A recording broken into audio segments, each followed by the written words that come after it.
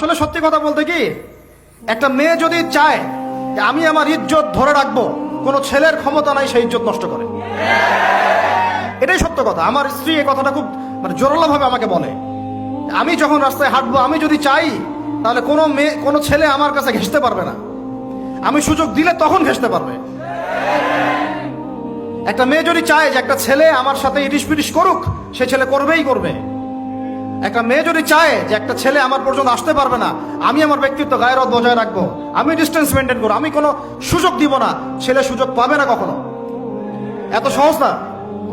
সর্বোচ্চ তখন কি করতে পারে, ধরে 10 জন মিলে ধরে ওকে জোর করে তার সাথে কিছু করতে পারে। ওরকম কিছু করলে তো আল্লাহর গজব নেমে আসবে। ওই যে সারা আলাইহিস সালামকে তুলে নিয়ে গিয়েছিলেন একটা বাদশা, মনে নেই আপনাদের? সারা আলাইহিস সালামকে একটা বাদশা এরকম উঠাই নিয়ে আসছে।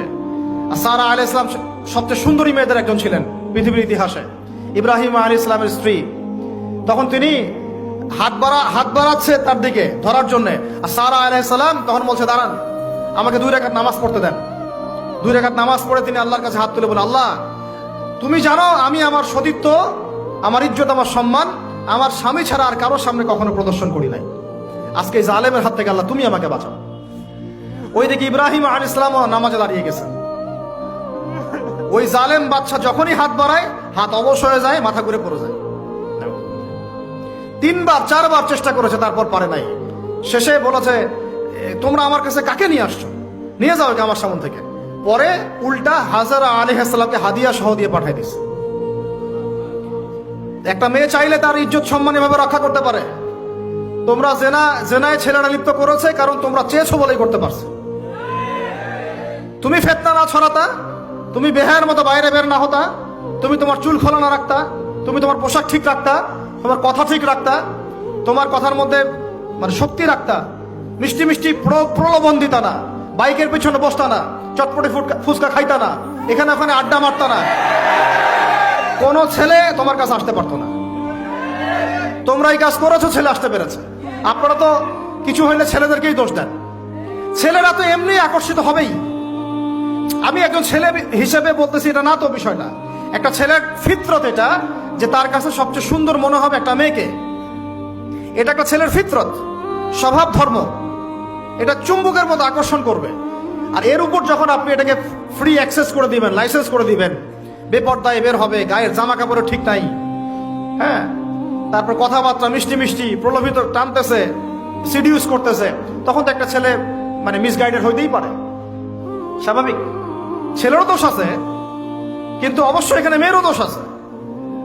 আমরা তো অনেক সময় ঢাকা শহরে দেখি রাত 10টা-12টা বাজতেছে, আমরা মাহফিল করে যাচ্ছি, কোনোদিন বাসায় ফিরতে 1টা, 2টা, 3টাও বাজে। রাত 3টার সময় ছেলে মেয়ে বাইকে করে ঘুরতেছে ঢাকা শহরে। ওই মেয়েটার কি বাসায় বাবা নাই, ভাই নাই, কোনো স্বামী বা কেউ নাই, মাহারাম কেউ নাই? তো আমরা সুযোগ দিচ্ছি বলেই তো আমাদের ঘর পর্যন্ত ঢুকতে পারছে। সবার আগে মেয়েদেরকে শক্ত হইতে হবে। আর মেয়ের বাবা যারা, আমি তো নিজেও মেয়ের বাবা, আমরা বাচ্চাদের সাথে সময় কাটাই আর ভাবি যা কি যে হবে ভবিষ্যতে, আল্লাহ ভালো জানেন।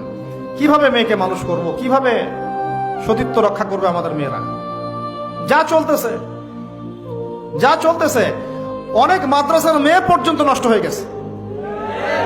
আপনারা জানেন না তো, আমরা জানি কথা। মাদ্রাসায় পড়ুয়া বহু মেয়ে নষ্ট হয়ে গেছে। যতদিন পর্যন্ত এদের হাতে মোবাইল ফোন ছিল না, ইজ্জত ঠিক ছিল। মোবাইল ফোনটা যখনই ঢুকেছে, ইজ্জত নষ্ট হয়ে গেছে বহু মেয়ের।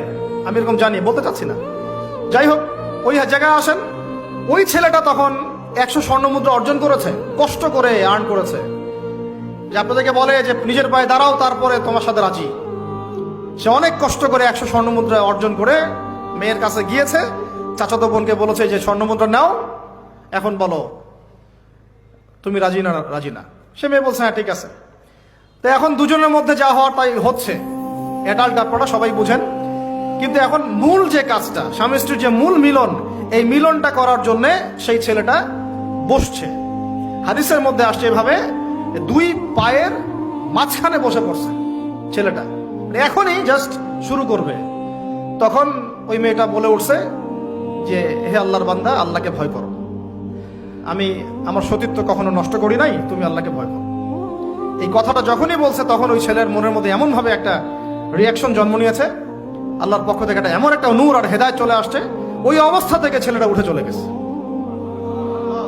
এবং স্বর্ণমুদ্রাও দিয়ে দিচ্ছে, যে স্বর্ণমুদ্রাও আমার দরকার নেই, যা। এবার সেই গুহার মধ্যে বন্দী অবস্থায় আল্লাহর কাছে হাত তুলে দোয়া করতেছে, আল্লাহ তুমি যদি জানো ওই কাজটা আমি তোমার সন্তুষ্টির জন্য করেছিলাম, আজকে আমাকে এই সাক্ষাৎ এই মৌতের হাত থেকে বাঁচাও।